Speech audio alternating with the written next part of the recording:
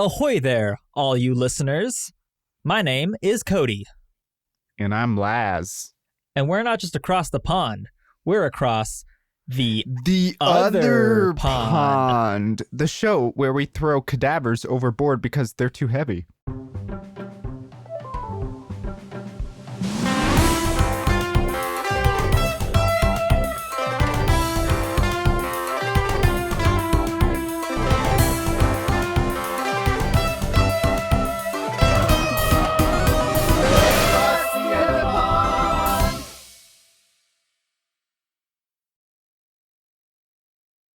For sure, dude. What a waste of space. What an absolute waste.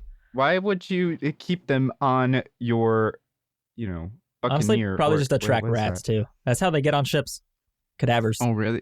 The cadavers, they're out in the middle of the oceans, and the rats just rats in swim. packs. They'll swim up to your boat. Really? Yeah, rats can swim a really far distance. Really? Like how far? I don't know, like a mile or two.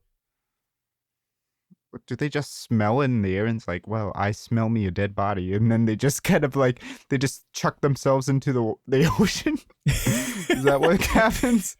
I mean, I'm gonna do some research on this and we'll talk about it next episode. Yeah. So like, listeners, pay attention to this. I'm gonna bring up rats on the next episode. To be honest, rats are kind of cute. Like if they're rats they're are pretty pets. cool pets, honestly. Yeah, They get a bad rep. And they're smart too. But so what are we talking about today, Cody? Today, our big topic is video games, and we're going to talk about one of my favorite genres in video games, Metroidvanias. But we're not going to talk about Super Metroid and Castlevania. We're going to talk about newer Metroidvanias that I've actually played. Because I've actually never played Super Metroid or Castlevania Symphony of the Night, which are the two big proponents that catapulted Metroidvania into being a genre in general. Mm-hmm. Yeah, I tried to play some of the original Metroid on the NES last night, and I don't know, I can't get into NES games like for real. Like usually, what's up? I did play the original Metroid on my Game Boy when I was 10, maybe. I do remember having the brick Game Boy and Metroid. I do remember that. Really? I didn't know it was even on the Game Boy. I was playing it on my Switch on the online NES thing. And I don't know, NES games besides Kirby games, I don't know. I haven't really tried any other ones. I didn't grow up with an NES, and I'm sure you didn't either. No, I didn't even have a Super Nintendo. My neighbor had a Super Nintendo. I definitely started on the N64 was my first gaming console. Really? Me and my brother was Super Nintendo. We had the Super Nintendo, and I remember playing Kirby Dream Land 3 and Kirby Superstar, and we had Mario All-Stars. We had a whole bunch of different games. I even remember playing Jurassic Park. Oh man, that sounds fun. It was actually one of the worst games we had, to be honest. But it was I don't know, it scared the hell out of me as a kid, to be honest. It was I don't know, because there was this one part in it, you go into this laboratory and you walk around and whatnot, and they'll just jump out at you and whatnot. And even seeing it rendered in 16-bit glory, it's it scared the hell out of me. It's that primal fear of being attacked by a fucking dinosaur. But to be honest, I have never watched Jurassic Park except for it's one of those movies that I watch bits and pieces of when it's been on Cartoon Network or something like that. Dude, Jurassic Park actually holds up, I think. It looks really good still. Yeah? I watched it a couple of years ago. It's still really cool. I feel I need to. But Jesse told me that the book is completely different. And that there is a book. I didn't even know there was a book. There is a book, and I've heard it's completely different. One of my friends read it in high school. Mm-hmm. He said that it's a lot more brutal, and there's a lot more dinosaurs and a lot more people dying. Yeah. What are you fiddling with over there? What? I can hear you touching something. This? Or this? That. Oh, wait a minute. Is it going? It's not going through this. Can you hear this? I can hear that really loud. Really? Is my audio going through that? Hold on, guys. Oh wait, hold on. I need to see it. Okay, it shouldn't be going through. No, wait a minute. Oh, I no mean, wonder. your Reaper audio is probably still going through your mic. Okay, now I'm probably sounding Oh, you way sound so better. clear, so crisp. Wait, on the other podcast, was I not sounding like that? No, I think you sounded like this every time, but Oh my god. Okay, like I didn't see that until now. Like it was going through. No wonder you were I was getting that. because I've never heard that sound before. That's the first time I've heard that Mhm. rustling. Yeah.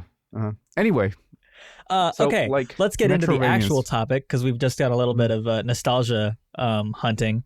mm, Um, so a Metroidvania, and I specifically want to talk about 2D or 2.5D Metroidvanias.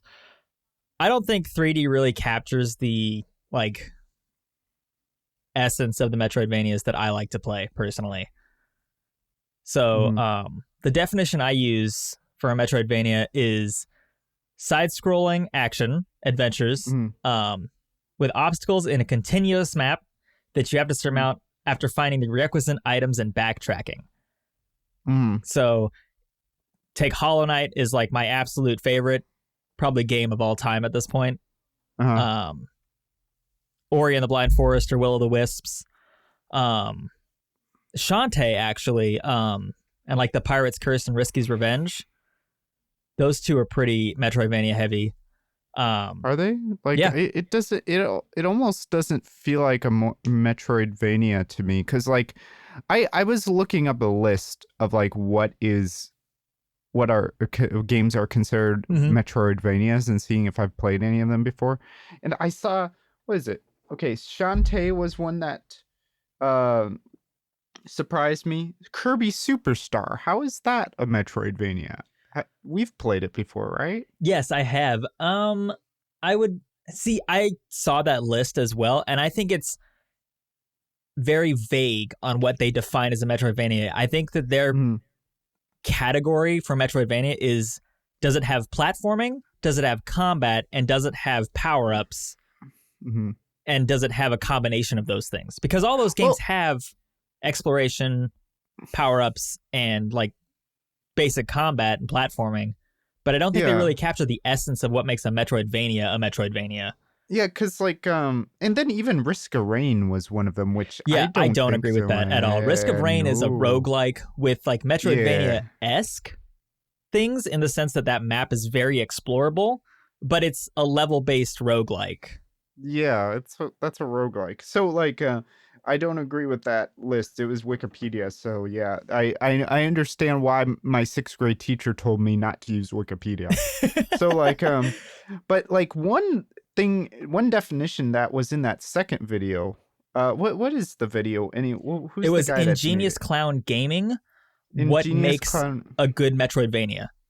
Yeah, like one word that he used that I really really liked, and two definitions that he gave was guided non-linearity. Mm-hmm. That's a really good term because like what it really means is like, so for instance, like he kept bringing up the that in Hollow Knight there's one ledge in the beginning of the game or something that you can't quite get to. It's Yep. like just missing like one like beat to jump up there, you know? And that is almost like that's almost like a locked door, but in a design standpoint. Oh yeah. Cause like what you would need there is like a double jump or something. I haven't played all the way through the game, so I wouldn't know what exactly it is. Yeah, you But either need double jump, wall climb, or dash. And that's one of the great things about Hollow Knight is you have so many movement options that you can get through the mm, game. But mm. keep going with what you're saying. Yeah, so like that's that's like part of the big thing of Metroidvania. It's like you got this like open world. So he also had this idea too. It gives off the illusion of an open world, but then you have these places that are are inaccessible at the moment because you lack a certain upgrade or Yep. ability, you know? And I think that's what really sets Metroidvanias apart from just regular platformers, I and agree why for I sure. really very, very much disagree, especially on Kirby Superstar. Where's Kirby Superstar? Like, I mean, I guess the abilities thing, like there's in some of the, the Great Cave of Offensive, there's some places where you need to get a certain ability, but it's usually like you get it from an enemy that's like, In that same level or like right before that yeah, point. There isn't like exactly. you hit the point and then have to go back and find that ability. It's just part of the gameplay. So yeah, I would set it more as a platformer than a Metroidvania. Yeah, see, and that's why I'm kind of like, you know, it just doesn't sit well with me. Like I really liked what is his name again? Ingenious Clown Gaming. Ingenious Clown Gaming's We'll have a link to definition. that video in the description. And then in the other video, there was this idea that the heart of Metroidvanias is using upgrades and new abilities to put a spin on a new perspective on the environments. That Yeah. was interesting because he was talking about Super Metroid. Mm-hmm. The original one, because yeah, it changes the way you interact with the environment in parts that you've already been to, which is one of the key components, I think. Exactly. And Hollow Knight does it really well as well. But yeah, in Super Metroid, you go through that starting area several times, but each time you go back with a new ability or a new point in the game, it's an entirely different vibe that you're getting from that area. Mm-hmm. And in his video, he described it really well. Mm-hmm. And I just thought it was a really good essence of what a Metroidvania is, that the environment tells more of the story than the story itself a lot of the time. Mm-hmm. So if you're paying attention to the way the environment works, you get a better sense of the world. And I think that's really cool to segue into this idea that you're a guest in the game designer's world, basically. And Mm-hmm. while you impact the story isn't ever like really guiding you a lot of the time. It's you are Mm-hmm. causing the story to happen. Mm-hmm. So it feels like you make an impact on the world, because otherwise, if you weren't there, it would just stagnate. The story wouldn't continue a lot of the time. Mm-hmm. So it's this really cool sense of being the player, having a lot of agency and causing things to happen. Mm-hmm. Which, you know what's funny? It's like, now that I think of it that way, like, because like with a Metroidvania, I'm kind of thinking about what's the difference here between a Metroidvania, a regular old 2D linear story platformer, Mm-hmm. and something like a sandbox game like Breath of the Wild. Yeah. Because like you in Breath of the Wild, you also have certain areas that, and in Ocarina of Time, you have this too. Is like you have certain areas that can't be accessed until you have a certain ability. And I think Banjo-Kazooie also has stuff like Oh, that. yeah. But I mean, one thing that sets those games apart is that they're 3D. But then Mm-hmm. at the same time, Breath of the Wild also, you can just go straight. You can just like You can sprint go do straight anything. to Yep. Ganondorf in the beginning of the game if you want it. So like it's also making me think after watching those videos, is Cave Story really a Metroidvania? What do you think? I have played a bit of it. I would say that it is very close to a Metroidvania, but I will say it doesn't have quite the heart of a Metroidvania, I don't think. But it does have all of the key components that helped skyrocket indie game developers making Metroidvanias. Mm-hmm. Because it Which has would a be world that is pretty interconnected from what I've played so far, but it does lean more heavily into the level based, because you have to teleport in between levels. So it Mhm. has that more disconnected world, but it does give the illusion of a Yeah. connected world, because it's all one big world that you get shoved into, basically, and then you have to Mhm. impact the story. Mhm. So I think that it's generally a Metroidvania, but I don't think it's the greatest example of a Metroidvania that could be used. Well, like from just me, because I played it like what 2 years ago or so when I was still in China, and I don't remember it being like so free. I remember it being kind of like linear levels, like you go here and then you go here and then you go here and then you go here. You Yes. know. I would say for sure that is what happens, but it does have the backtracking of you need to get another ability to do some stuff. Like, for example, the Ingenious Cloud game where he's talking about that ledge that you can't Mm-hmm. get to. Mm-hmm. Cave Story does have that. There are points in that original village you go to, and it's like, Mm-hmm. oh, well, I need a double jump to get this, so I remember to do that. Mm-hmm. I need some kind of fireproof ability to get through this fireplace that I can interact with. So it has that Metroidvania-like feeling of, I need to remember these things so I can come back to them when I'm strong enough or when I have the tool that is necessary. Mm-hmm. Yeah.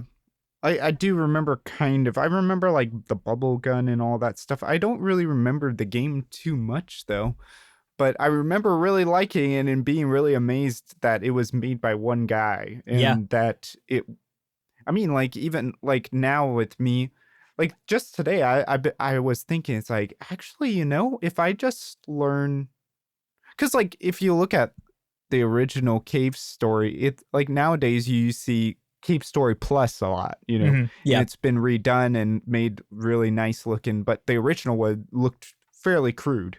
Yeah, it's basically just, I mean, it's just pixel art. And there's not a whole lot of movement in general. It's you have a sprite that bounces up and down as you move, and then enemy sprites that do 2 or 3 animations, basically. But that's all you really need to make a good game, because the most important part of a game is the game fun to play?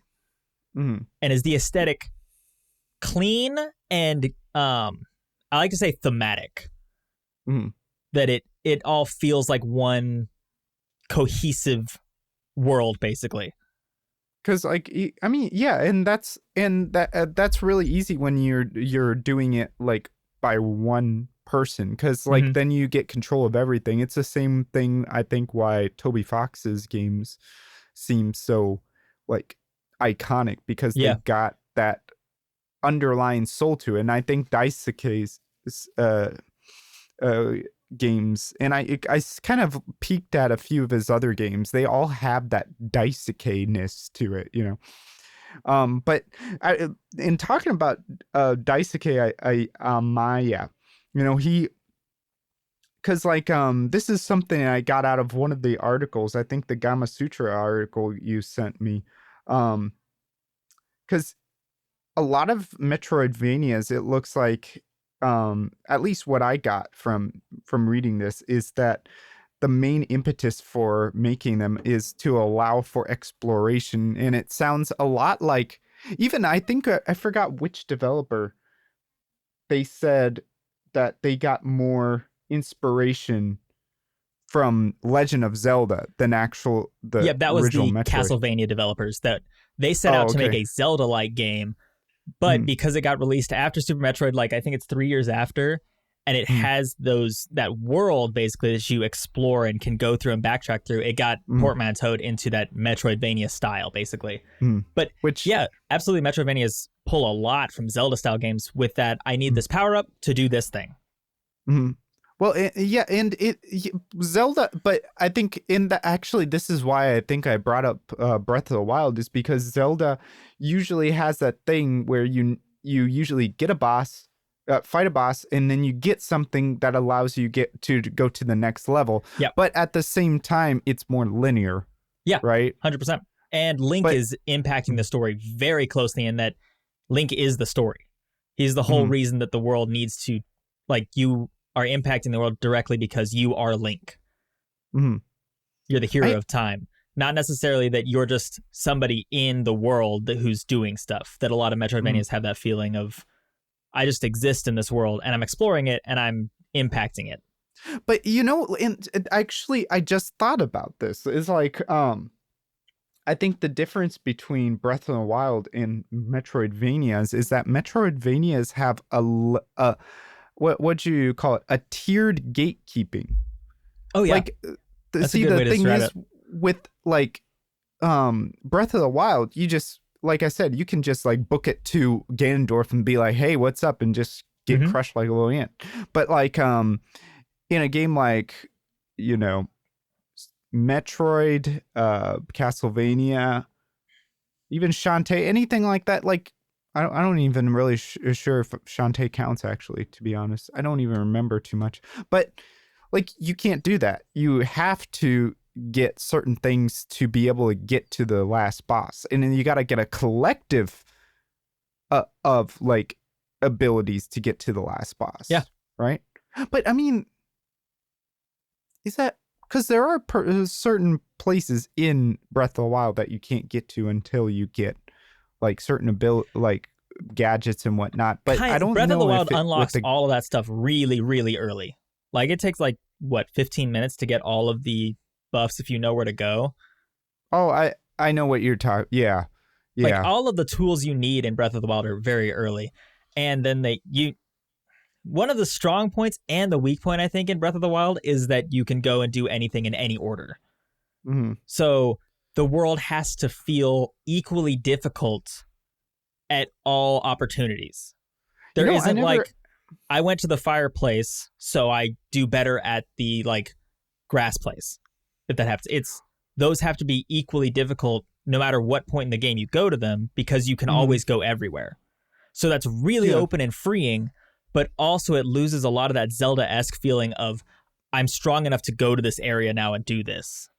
Well, you know, like because like what is it with a game with the other Zelda games, like you had a whole bunch of gadgets that you had to accumulate to keep going forward, right? And that might feel a little more like a Metroidvania, but I'm actually wondering because like Ocarina of Time, I feel like that feels a little bit like a Metroidvania because you can kind of go to like different temples. But do you need to go in a certain order? I don't remember needing to go in a certain order. I don't think there is like a vague order, but I think there are interchangeable pieces. And there's a lot of backtracking in Ocarina of Time. Like getting specific beans and you can go and do an extra thing and find a heart container or something. And that does feel very Metroidvania-like. And would that just be not considered a Metroidvania because it's 3D? No, I'm saying I prefer 2D Metroidvanias, but there are definitely 3D ones that exist. And Ocarina of Time probably fits most of those. I'm trying to think. Link never really has great platforming, I don't think, in terms of like level design, especially Ocarina of Time. Maybe that's why, because it was never a platformer. Yeah, it's more like at least just a 3D adventure Zelda 2 game. was though. Zelda 2 was though, but it wasn't Metroidvania in the sense that I don't think you really had. That one was very linear. You go through level to level. There isn't like I go back and do this level because I have a new ability. You just keep going forward. Because like and then the first one like and even Link to the Past was just like kind of more open worldish, kind of where it was more like a flat map kind of thing. Yeah, like pure exploration, which is great. I love those games. I never played the first of Zelda, but I played Link to the Past many times, and we did recently, like the four of us with online with with Four Swords. Yep. Yeah, that was fun. But like I want to read this quote from Daisuke that I really liked because he was talking about that impetus to explore, you know? Okay. And he says, and it's from the Gama Sutra article, I think it's extremely important that players guide themselves because ultimately it is something the player should do. Personally, I prefer instead of going to the park to play, I would rather go to ruins to play because you can think, feel, search for yourself your own way to play. I really like that quote because like what he's saying is he'd rather not go to the park because the park is like here's a place to play. Yeah, it's engineered for your enjoyment. Yeah, but then a ruins, it's just like that's not for anything almost, you know? It's just like go over there and explore and figure out what's going on there, you know, kind of thing. It's really, like make your own fun is always more fun than whatever somebody thinks is going to be fun for you. And so I think it kind of embodies a little bit of the spirit of Metroidvanias, or even like in Legend of Zelda too, just like, because like that's also Miyamoto's like impetus to make Legend of Zelda, right? Like he said that when he was a kid, he used to explore in like the forest in his backyard or something like that. And like he was trying to recreate that in the Zelda games. And I think he nailed it. for sure. Yeah, Zelda is like, man, it captures so perfectly that feeling of adventure, and like, yeah, I love it, dude. It's one of my favorite series. Like, but that is one thing that I think I kind of like about Metroidvanias, but at the same time, it's not completely like exploration. It's like what we were talking about in the beginning, like that guided non-linearity, you know? Yeah, it like Because it's like, pushes you to where it wants you to go, but it's always like, you can go here if you want to. You can chill out for a little bit if you want, though. But here's where you're going next, probably. yeah, it kind of like dangles a carrot in front of you. Yeah, it's like got the carrot and stick. Yep. It's like tantalizing, because like it's like it, and that's I love the word tantalizing, because I think the myth of that was like someone was like punished for something. It was like, it's something Greek, I don't remember, but like there was a punishment where this guy was punished for all eternity, where they were like in this position where there was like something delicious, like the most delicious thing in the world to eat in front of them, but it was just out of arm's reach, you know, and they just kept for eternity is like just trying to get the cake or something, whatever it was. And that's kind of like what Metroidvanias do, is like it dangles stuff in front of you that are tantalizing. It's like, ooh, like with that ledge, I think it's the first time you kind of see what is the Hornet? Yeah, Hornet, like right at the edge of the screen there, and you could only go up in and talk to her. I haven't, is that what it is? Her. Is yeah, it her? Hornet's a she. Her? Yeah, her. If because I haven't played the game all the way through, I don't know, but it looks like a her to me. So like you can only get to her if you have whatever ability to get there. So it's like a thing. It's like, oh, I saw that, and it's like when you're going through the game, then you remember every little ability that might be able to get you up there, right? Yeah. Mm-hmm. It's showing you something that you can't have quite yet, and then you get the reward later when you remember, oh shit, I can go there now. And that sounds so cool to do. And it is, I think that's what separates mediocre Metroidvanias from really great Metroidvanias, is them being able to stick in your memory where you need to go when you unlock something. Because there's plenty of Metroidvanias where you just go through, you get the ability, and you're like, well, I don't really remember anything that I need this ability for. So now you're doing just kind of random backtracking, looking at a map or something. But like a really good one, you're like, shit, I remember I need to go back to that area and jump up on that ledge, or I need to break that wall because I can hear something beyond the wall. And I really want to go there. So that, I think, is a huge difference in what makes a bad Metroidvania and a good Metroidvania. Yeah. So like one thing I want to ask you, and this is one question and one thing an issue that was brought up in the articles, and I think at least one of the videos, is of this idea of having to copy the original Metroid so much that it doesn't bring anything new to the table. What do you think? What's your spin on that? How do you feel about that? I think there's nothing wrong with taking from older games and deciding to use those mechanics. Like, this is from that first video, the example of the first upgrade you get is like a long-range projectile that's stronger and can unlock doors and stuff. Having some kind of wall jump, having a double jump, those are all really just staples. And while there's not anything wrong with just doing that and being like paying homage basically to those older games so that people can be like, oh yeah, this feels like that old nostalgia factor.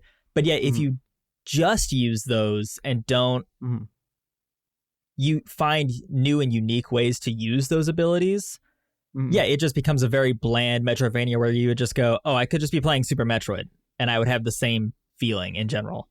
Yeah, it's almost like just swapping a skin on the entire game. It's just like reskinning an old game, which is, I mean, as long as the gameplay is polished, I personally don't see a huge deal with it. But yeah, it's a turnoff to a lot of people to be like, especially when it comes to that mid game. because that's really that crucial moment in a Metroidvania where you've unlocked a couple of abilities and you're kind of free to go and do a bunch of backtracking stuff. How much you want to do the backtracking. And if it just feels like you're going to retread old games, you just progress forward and don't do the fun exploration bit. And you know, like, I feel like the accumulation of things and whatnot needs to have, like, at any level, like, it should be able to give you something like a boon to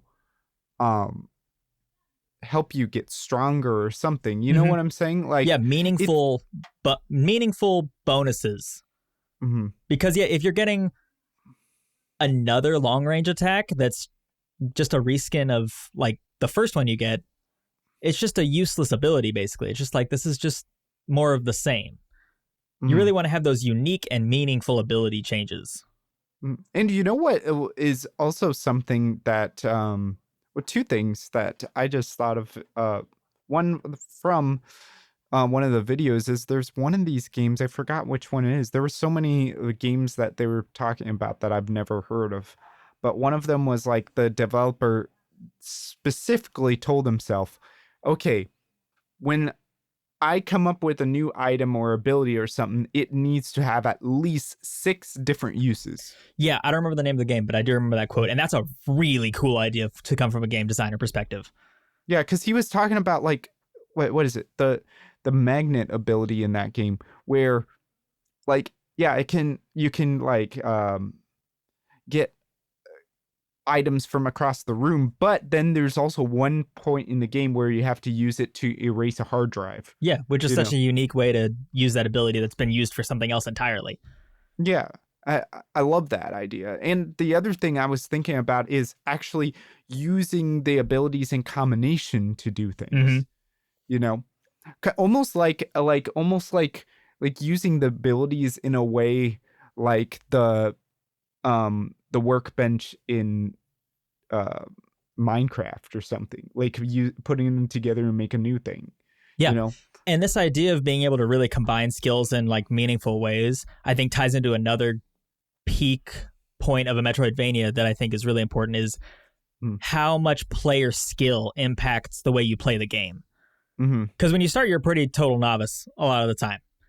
And as you get better at the game and you get abilities and you figure out ways to combine them, you get better at playing. So when it comes to replaying the game, you actually have a totally different outlook on how you're playing it, that you can go through the game almost entirely different, it feels like, because you're so much better than when you started. So for example, I played Hollow Knight a lot. I did speedrunning on Hollow Knight for a little bit. I have like 200 plus hours in it, which is not even close to like what some of the other speedrunners have in it. So I'd say I'm a pretty decent Hollow Knight player though. But when you get good at those games, you unlock new ways to play it basically. Like for example, the ledge that we're talking about that you can't get to on the normal run, speedrunners know how to get to that ledge before you unlock the requisite abilities. I figured this because you can either use like the mosquito enemy that's nearby and pogo off of it, which is to jump on it with an ability and get up to that ledge and skip a whole bunch of that level. So the next time you play that you know how to do that, you can progress through the game faster to the points that are really fun. And like boss mechanics and stuff, you understand way better and just you don't have as much of a hassle fighting them. Like it's such a cool replayability because you're just like, yeah, I feel so good at this and I'm going to go and do this and this and this and this and this in this order instead and see if it plays different. I really recommend anybody who's a big fan of Metroidvanias, look up the speedruns of the games you like because the way they play those is a totally different beast. Yeah, like that's one thing. Like when I was before you told me about speedrunning and I looked up anything about like the art of speedrunning, I just thought it was a useless thing to do. It's just like it's like it's okay. From my perspective before, it was like it's just a whole bunch of pixels on a screen. Why would you want to like get competitive about it, kind of thing? Yeah. But after a while, it's like hearing about like being like what is it, frame perfect and all this stuff. It was really interesting to hear how people like found out all these glitches and all this stuff. It's a whole different world, you know. Yeah. But and the one thing that I really like about pretty much all games nowadays, but like Hollow Knight in particular, the reason that um getting good at it feels good is because the mechanics are so amazing. So Like, crisp. oh They do my god, exactly like what you want them to do. Hollow Knight, seriously, like probably the crispest feeling like ever. Like I would say like what is it? Mega Man is probably really inspired by Mega Man in a lot of ways. And I've Mhm. heard Mega Man there's some Mega Mans that can be considered mega what is it? Metroidvania. Metroidvanias as Yeah, well. Mega Man X is probably pretty close. Cuz like it like the I played that game and the controls on that feels amazing as well. Mhm. Like it feels very much like Hollow Knight to me. And like just Hollow Knight, just everything's so crisp and it just feels good to just, the thing is, if a game feels good to just move, that's already Yep. like basis for like I want to get good at this guy. I want to be able to get skilled at this game, you know? Yeah. Mm. I think that's another big Metroidvania prop is, are the movement options good and varied? Because a lot of Metroidvanias are just you're platforming. So Mm-hmm. you're just jumping on ledges, going up or down, whichever direction you're going. And the more the game gives you unique, varied movement options, the better the game feels as you progress. Mm-hmm. Like Hollow Knight feels great to move, and then you get the dash, and now you're Mm-hmm. sailing across areas, and you can get to new ledges and stuff, and that feels great. And then you get the wall climb. Now we've got a whole bunch of other stuff opened up that maybe doesn't feel like you were supposed to even go there, because the way the level's originally designed, it's like a wide cavern you can't get anywhere. Mm-hmm. Or later in the game, you get a long dash ability basically that sails across the screen. It's like, oh man, this unlocked a whole bunch of new stuff for me. Mm-hmm. It's that level of variance that I think really sets them apart from standard platformers, where usually you get all your abilities pretty early on and the levels are solvable in a consistent manner. Mm-hmm.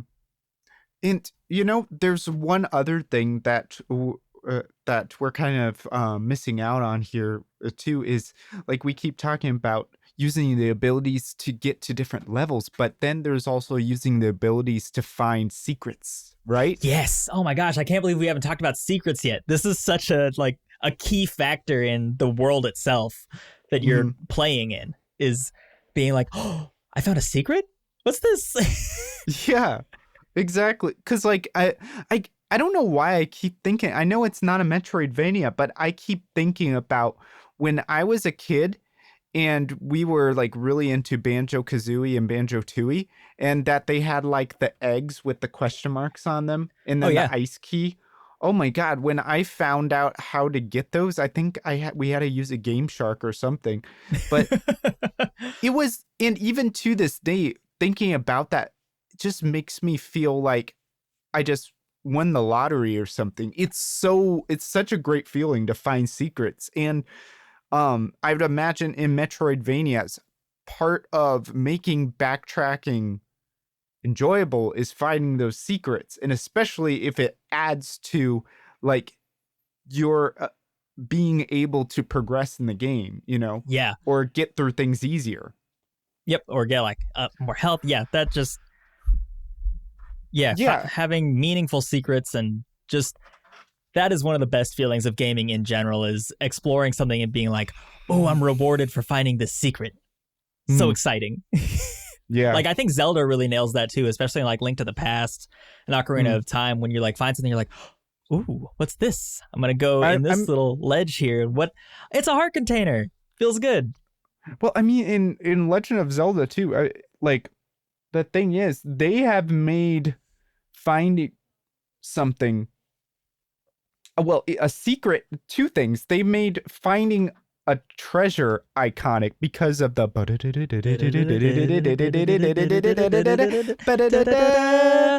but they also made like finding a secret iconic because in Zelda you find a secret. What's the sound for it? Oh, my fucking God, it's on the tip of my tongue. Yeah, right? Yep. Like they made that, and now like you play that for anybody. Like, Yeah, well, and most people. found something. Yeah, found something, you know? Like, I mean, yeah, and that probably really informs a lot of games. That's influenced a lot that, yeah, when you find something new, there's a sound clip that plays. Mm-hmm. Something to be and, like, you found a secret. And it's kind of like Pavlov's dog, right? Mm-hmm. You're like, you just kind of, you hear that and you automatically know, oh, I found something. But you know what's also interesting with that? If, like, for instance, like in Banjo-Kazooie, like, you're not, it's almost like you're not supposed to find those eggs because like they were never really implemented correctly because like they were supposed to like backtrack from through games like Banjo-Tooie and whatnot. Huh. And so like the fact that you don't get any rewarding sound or anything almost makes it feel like you're being mischievous and you're going like through you're doing something game designers don't want you to do at all. Yeah, you know, so like sometimes that's even a more rewarding thing. You know what I'm saying? When you feel like I found something that nobody would ever find. You know, kind of like the whole idea of is Mew under that truck. Yeah. Yeah. And it's and not. Like yeah, and like secrets like you know, missing no and all that that jazz, you know. Which was, you know, what's really funny about missing no is like, you know, like when I was a kid I just saw missing no as a weird tornado, you know. Yeah, that's exactly how I still see it. And that's like my first urban legend of gaming, basically, of people at school being like, have you heard of missing no? It can totally fuck up your game file. You know what was really, because it just was like really weird to me. It was like a creepypasta almost kind of thing. Like it was like, actually that is the definition of creepy pasta, right? But like I remember the first time my buddy showed me missing no, I was like 10 years old or whatnot. We were playing in the backyard, and yeah, it was like dusk, so it was getting to dinner time and whatnot, and so he showed me missing no, and then I caught a missing no, and I'm like, oh, that's kind of weird. That's kind of scary actually to me. And then that, like, just an hour later, tornado warning. Wow, that is really scary. Yeah, it was just, and when I was a kid I was way scared of tornadoes. Like I remember, like, I'm still scared of tornadoes. I don't give a shit anymore. Like it, like I'm like the stereotypical Midwesterner at this point. It's like I remember the last time when we were at the airport and we were going back to China again. They had to cancel some of the flights or delay the flights because there was a tornado coming and whatnot. It was apparently headed right towards us. And my immediate reaction is like, let's go see it. So I ran upstairs and I went to the entrance, and lo and behold, there was like a cyclical cloud formation up there, and everything was being blown to smithereens and whatnot. And it's like, cool. And then there was like 3 employees there just being like, get inside. I'm like, you've seen this? This is awesome. You missed your calling. Should have been a tornado chaser. Yeah, well, I don't know about that. That's also really a movie that sits in my mind is what, like Twister? Yeah, Twister, where they like threw like all the little like things into the tornado that were like made of Pepsi cans or something like that. Yeah. The scene that I just remember from Twister is him being pulled out of it at the beginning in the cellar. He's trying to hold onto the door. Shit scared the fuck out of me when I was a kid. Yeah, that movie also kind of scared the hell out of me. It's very vivid to me. And I lived in Utah where there weren't fucking tornadoes. Wait, you lived in Utah? Yeah, when I was in 1st and 2nd grade. Oh, I didn't know that. So you lived in Mormon country for a while. Mm-hmm. Yeah. I met a lot of Mormons. I'm friends with some of them still. Yeah, I had a Mormon friend, like, she was cool. Like, Utah's a really interesting state. I really want to go over there because like a lot of the nature over there is It really looks beautiful, Moab and stuff like that. We're totally off topic, and I want to get back to yeah. the we were talking sounds, and I want to talk about how I think a huge benefit in Metroidvanias is the way that music is played, because you have a lot of time to sit and listen to an area's song, basically. So you get these very atmospheric songs. Like, we're praising Hollow Knight a lot, but the music in Hollow Knight is some of my favorite music in video games in general. It's just, it absolutely encapsulates the feeling of the game itself. Like, going from Forgotten Crossroads, where it's kind of this emptiness feeling of just like a barren destiny, down to like City of Tears, where it's this orchestral, gorgeous music that makes you feel like you're in a crazy city, basically. Which to like Green Path was just vibrant. I really need to listen to that soundtrack again. Like I haven't really gotten a good taste of it, but like it reminds me of a quote that I read in a jazz music theory book recently, where when they were talking about the evolution of jazz to modal jazz, like, so because modal jazz, what started happening there was, instead of having all these changes, you just had like 2 chords per song, and so then it was more about like soloing over those instead, and so it became more horizontal than vertical. And that's what I feel like with like more atmospheric pieces, they stretch it out and they make it horizontal. Like the other thing they were talking about is chords, like scales just being horizontal chords. Huh. That's an interesting way to look at that, actually. So like yeah, with the music in these areas that are so big that you want to explore and whatnot, like it's kind of interesting to see that songs start to become more horizontal than vertical.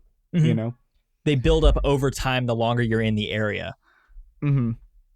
Yeah. And also that also, and this is something that is unique to gaming, is that it allows for more aleatoric elements to come into play. For instance, if you like the main, or dynamic, let's say, like the main example is like in Super Mario World, you get Yoshi and then it adds the bongos in, right? Yeah.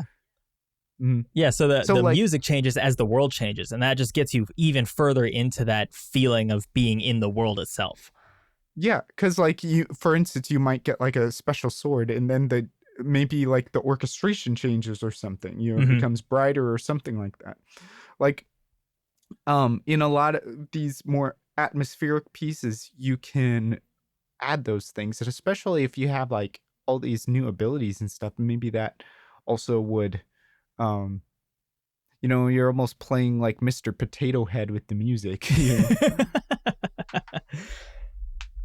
Yeah. So yeah, like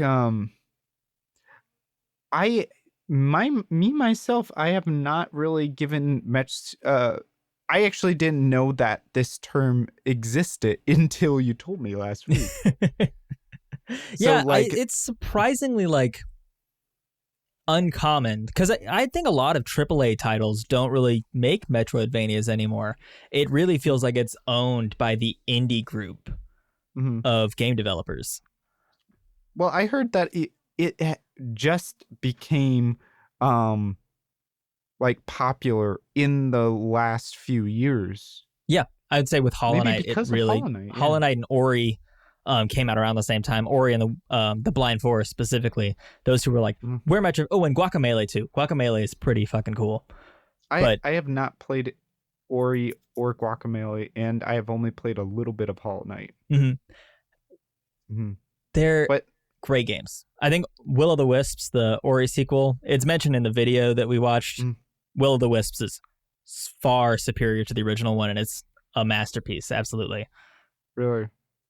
Oh my god, I need because like I'm starting to hear more and more about Ori and the Blind Forest, and especially about the music. I've listened to the music, but the thing is, sometimes you can't really um appreciate the music until it's in its context. Yeah, I mean the music can Mm, sound good for sure, but yeah, once you're in the like the atmosphere that the music is contextualizing, it just it increases the enjoyment of both sections of the art, of the visual art and the music mm. art. Nice Well, melding of the arts. and you know, with me, like, and I think this is part of the reason I write music the way I do. I write it more like memorable and like thematic and whatnot. Like, um, a lot of games, like, they want to make more atmospheric stuff to give space to those kind of dynamic things and whatnot. And like, what is it? Like, I usually am attracted to a game for its music. Yeah. You know, like if I listen to a soundtrack and it's amazing, I'm going to watch that movie or I'm going to play that game. Like for Octopath Traveler. Oh my god, I listened to that soundtrack and I was like, I need to play this game. And I have clocked 120 hours on it and I'm still playing it like exclusively. But like other games where it's like I can't really get into the soundtrack, it's like it just it doesn't make me want to play the game, but then sometimes I play the game and then the music actually starts getting on like Hmm. growing on me, you know? Um so what else would you like to say about Metroidvanias? I think my last point is talking about the mid game section, because the way you were describing that is that if you're not into the music in that sense and it's like dull or bland, you lose interest pretty quickly. Mm, And you can have that in the level design as well. If the world that you're exploring feels mm, repetitive or mm, dull or doesn't have this like mystery to it that you want to explore, it's very easy to lose interest in a Metroidvania if it's not mm, constantly grabbing your attention with new areas and stuff like that. Like that mid game exploration is a lot of people's fall off point in Metroidvanias, and why I don't think they mm, have that AAA popularity is that they don't always have a like a plot hook. Sometimes there's mm, just you need to continue exploring to find the next story part. And if mm, the game isn't using that carrot and stick method of here's the next area, you remember this part, mm, or that driving force of like you need to find this next obstacle to beat, and it just mm, starts meandering along, mm, you can lose a lot of interest, which is another thing that makes that difference between a bad Metroidvania and a good Metroidvania. So mm. it's I really think interesting the way the sweet spot has to be perfect for a great Metroidvania. well, I wonder is what's the difference between that what you're saying and just like applying that principle to games in general? It's certainly pretty general to say, yeah, in the mid game you need to be driving the force, but I think specific to Metroidvanias, it's that a lot of the time you are driving the story instead of the Mm. story driving you. Oh yeah. Mm, So, for example, in like Legend of Zelda, you need to stop Ganon.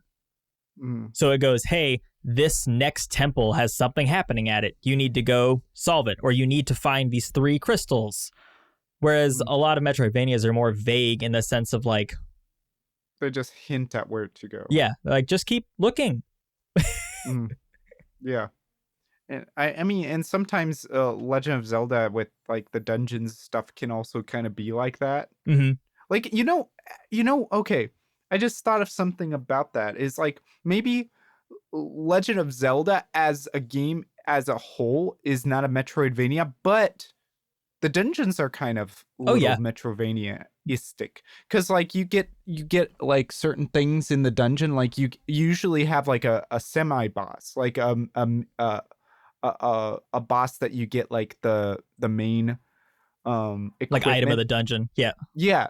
And then like you think to yourself, okay, where did I see places that I couldn't get to before that has like those things that I can use this item on? Yep. You know? It's almost like that it's like Legend of Zelda is mini Metroidvanias within itself, you know? Yeah.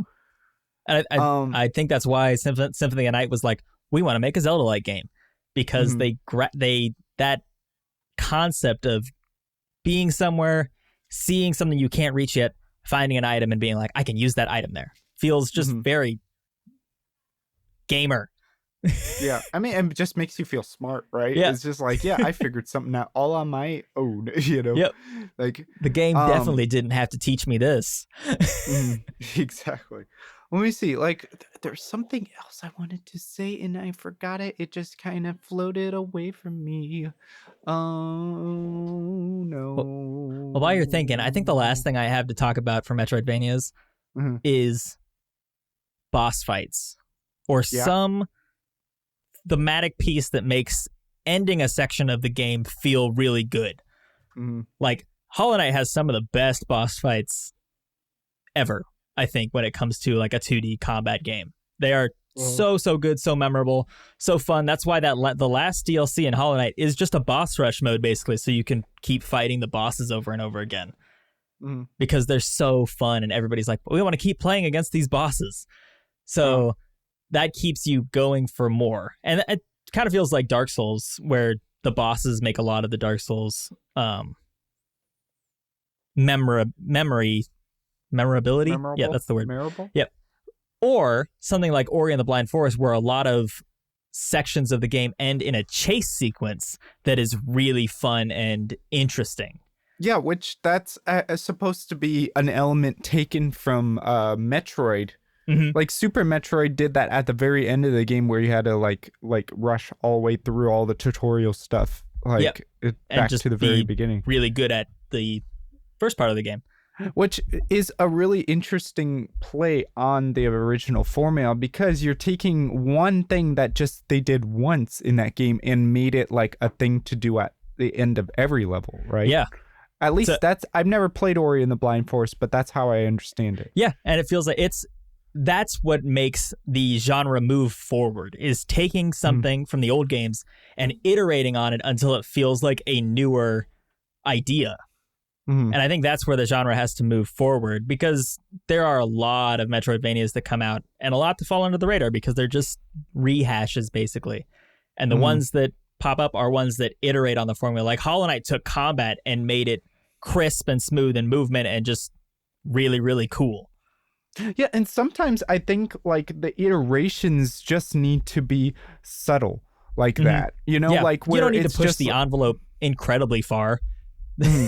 Sometimes it's just like taking one thing and just making it like a subtle backbone to the game, rather than like being such a you know, like a, hey, look at me, this is a new thing, it's so shiny and new kind of thing. You know, like I think that in games in general, just like adding on, just paying homage, but adding on your new little thing. And a lot of times that's also utilizing you know, new things in art, new things in with technology and whatnot.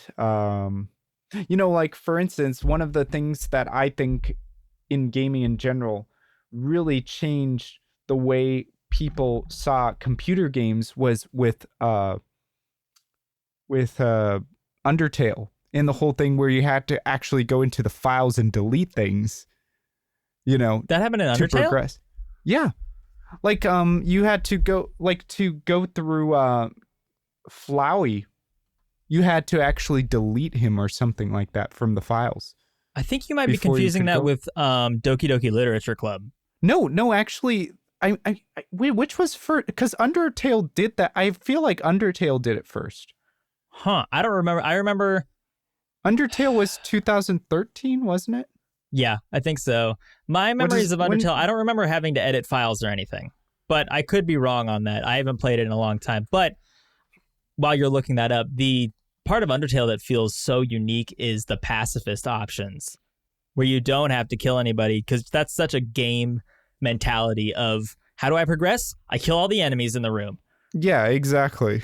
You know, like that's another one of the things that, I mean, Yeah, it was Undertale first because Doki Doki Literature Club is 2017. Yep.